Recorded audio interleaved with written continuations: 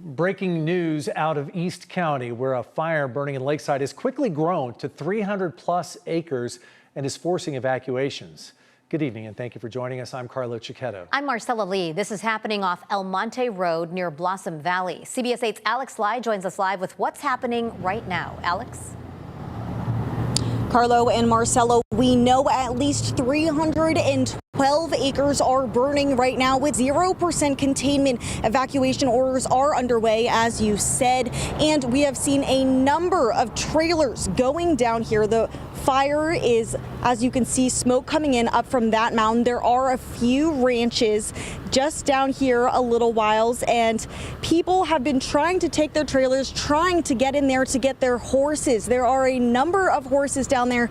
The Humane Society is also out here. We've seen them, emergency crews, going down, trying to retrieve some of those horses. Now, we did talk to a few people who are trying to retrieve their animals, and they unfortunately aren't able to go down if they don't live there, but they are working to get their animals back to safety. We do know there are 2 injuries from the fire. Both of them are from firefighters, and luckily they are minor injuries. Now, we're still waiting for more updated information. CAL FIRE is at the scene right now, continuing working to put out this fire, and we were also able to talk to somebody who actually lives right by there. They didn't evacuate because they were at work when they heard about the fire. They came down and are just looking at their house, trying to see if it caught in flames.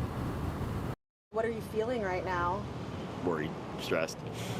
Basically, I'm more worried about the dog than anything else. My stuff, it can be replaced. The animals can't. And we're also joined here with CAL FIRE's Robert Johnson with the latest. Robert, you were just down by the fire, correct? Yeah, the fire's still over 300 acres, still burning at a moderate rate of spread. One thing, as we talked earlier, the challenges that the firefighters are experiencing, it's steep, rocky terrain back there. I was just back there, and anytime you have steep terrain, the fire is going to move a lot quicker uphill than it will on flat ground. So that's why we're seeing these jumps in acreage burn from the last time that we spoke. They are making an aggressive fire attack. We have all the crews working from the aerial assets, including the fixed wing aircraft, as well as the helicopters dropping water on the fire, as well as all the resources on the ground, including over 100 firefighters, from engines to firefighting hand crews to firefighting bulldozers, as well as water tenders, all working together. This is a multi-agency firefight. CAL FIRE San Diego County Fire is working in cooperation with the United States Forest Service, as well as Lakeside Fire and other agencies from the area. We're all working together to attack this fire. Great. Thank you so much, Robert. All hands are on deck today as they continue to try to put out this fire. The San Diego Humane Society is also out here trying to rescue some of those horses who are down at the ranches. We'll keep you updated as we get more information. Carlo and Marcella. Thank you, Alex. We are monitoring this fire and we'll bring you any updates as we learn them. We'll also have the very latest on our website, CBS8.com, and you can follow us on social media or download our free CBS 8 app. And firefighters are facing hot conditions out there on this weather impact alert day. Chief Meteorologist Carlene Chavis joining us to take a look at that and what else is going to be going on with this hot weather. Unfortunately, it's sticking around through tomorrow. So we still have the heat advisory that will continue for not just Lakeside, but seeing that across all inland valleys and the mountains below about 4,500 feet. That's when we're expecting more of those 90s. Now, around the time the fire did break out, it was in the 90s. Now we're kind of backing away from that as we go into tonight, but still a pretty warm temperature of 88 degrees for Lakeside. Also talking about calm winds, but you do have that gust picking up to 11 miles per hour. But the humidity, it's been low. We have seen these values in the 20s as well as the 30s, and that has been going since yesterday afternoon, and we're looking at a similar pattern for tomorrow. So still with the weather impact alert days, we are now talking about 3. So we've just gotten through the second one. This was the hottest, the peak of that heat for today, and now we get into tomorrow. We're still talking about the afternoon heat with widespread 90s across the inland valleys as well as for the mountains, and that dry air that we'll feel in the afternoon hours. Now, it does look to change up in the forecast as we go into the weekend and onshore flow picks up. So we'll go ahead and take a look at your complete forecast coming up. Carlo.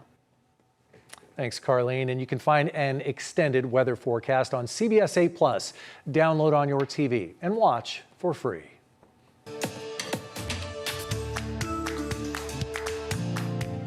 New tonight, federal land here in San Diego County might be sold to developers for housing. Republican senators just added the plan to their version of the federal budget. CBS 8's Steve Price breaks down the proposal and has reaction from one local area that could be affected.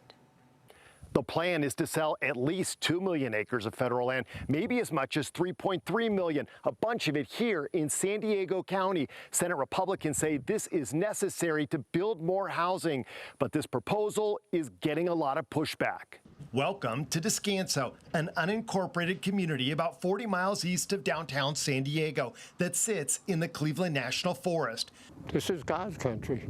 Duncan McFettridge has lived here for decades, and while he's sculpted some pretty amazing pieces over the years, he can't see any way to carve out a positive angle to a huge section of the Cleveland National Forest being sold to developers. It's a foolishness at the highest level. Republican senators just added the land sale to President Trump's big, beautiful bill. All of the proposed sites are centered in 11 western states. Here are some of the areas being considered in Southern California. They include parts of the Pacific Crest Trail. They say it's designed to make housing more affordable. It has nothing to do with housing. The housing crisis is centered in the city. We need to do better city building. Where the population is. And he's not alone. Conservation leaders in other affected states agree. Justin Hayes is from Idaho. This particular version of the sell-off public lands version is to raise money for tax cuts for the wealthy. They say this isn't a partisan issue, threatening lands used by both Democrats and Republicans for hiking, hunting, and fishing. In fact, Duncan points out it was a Republican who significantly expanded the National Park Service in the first place. The actual creation of the forest was by a president, Theodore Roosevelt. He saw how land was being destroyed. The bill protects national parks, national monuments, and designated wilderness areas. But those other areas? Once you lose it, forever. And its negative effects increase. If it stays in the budget bill, the land sale is expected to raise around $10 billion. In Descanso, Steve Price, CBS 8. Thanks, Steve.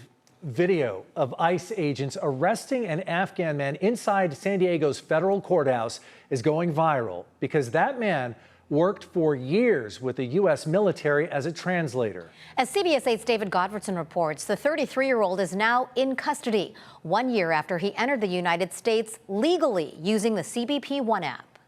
I work with the U.S. military back in my home country. Okay. I have all the documents. The video of ICE agents handcuffing Sayed Nassar inside San Diego's federal courthouse is disturbing because the 33-year-old worked for years in Afghanistan as a translator supporting the U.S. military, according to his attorney. Provide the warrant. I work with the U.S. military. Just tell to the... You can come with us, sir. You can provide the warrant. You can come with us. Nassar waited for an appointment on the CBP One app and crossed legally into the United States last year in San Ysidro. Then last week, he appeared for his first court hearing. That's when federal prosecutors made a motion to dismiss his case, making him eligible for expedited removal. They were not going to let us pass, and finally the one ICE agent says, let's take him. Nassar's attorney, Brian McGoldrick, says the ICE agents later gave him an arrest warrant signed by an ICE officer, but not a judge. Nassar is now in custody in Otay Mesa. His case has not yet been dismissed because his attorney challenged the DOJ's motion. They're alleging that some sort of mistake happened, that they mistakenly issued this notice to appear, which is ludicrous. It was issued in a standard fashion, the way they're issued for everyone. We've seen ICE agents use the same tactics in recent weeks in a number of other local cases. It's really shocking what's happening in the courthouse in San Diego and around the country. Homeland Security sent CBS a statement saying, in part, Secretary Noem is reversing Biden's catch and release policy that allowed millions of unvetted illegal aliens to be loose on American streets. If they have a valid, credible fear claim, they will continue in immigration proceedings. But if no valid claim is found, aliens will be subject to swift deportation. Nassar had been living in Lakeside. His wife and children are living out of the country in hiding because of safety concerns. Now he'll likely have to remain in custody until his next hearing in September. At the federal courthouse, David Gottfredson, CBS 8. Thanks, David. Attorneys representing Governor Gavin Newsom and President Trump battled it out in court over whether the president had the authority to send thousands of National Guard troops into Los Angeles without the governor's permission. CBS 8's Kelly Hessedal explains what happened in today's legal showdown and what comes next. And this hearing went on for about an hour. A panel of judges heard arguments from both sides, and in the end, they indicated a decision could be coming within a matter of days. So here's some of what we heard during today's hearing. Federal personnel continue to face sustained mob violence in Los Angeles, expressly aimed at preventing federal officers from enforcing federal law. They circumvented the governor, who did not receive the order and who certainly did not issue it.